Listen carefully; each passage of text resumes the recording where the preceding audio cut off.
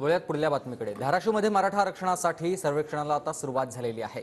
धाराशिवचे जिल्हाधिकारी डॉक्टर सचिन अंबोसे यांनी स्वतः सर्वेक्षणाच्या पथकासोबत नागरिकांच्या घरी जाऊन सर्वेक्षणाच्या प्रक्रियेत सहभाग घेतलाय आणि याचाच आढावा घेतलाय माझ्या सहकार्यानं।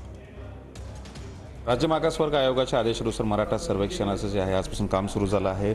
धाराशिव जिल्ह्यामध्ये सकाळी 8 वाजल्यापासून अनेक प्रगणक जे आहेत दारोदारी आणि घरोघरी जाऊन माहिती गोळा करत आहेत। जिल्हाधिकारी सर आपल्यासोबत आहेत। सर, मला सांगा की नेमकं सर्वेक्षणामध्ये कुठली माहिती जमा केली जाणार? याच्यामध्ये आपल्याला जे सर्वेक्षण आहे जवळजवळ 180-82 प्रश्न याच्यामध्ये आहेत।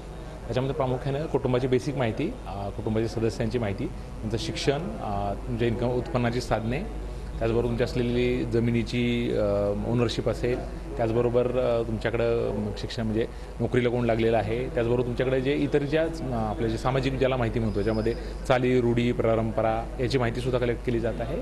आणि एकूणच याचा जो प्रामुख्याने जो भर आहे तो त्याचं आर्थिक आणि सामाजिक मागासलेपासून शोधण्याच्या अनुषंगाने वेगवेगळी प्रश्नावली आपल्याला आयोगाने दिलेली आहे।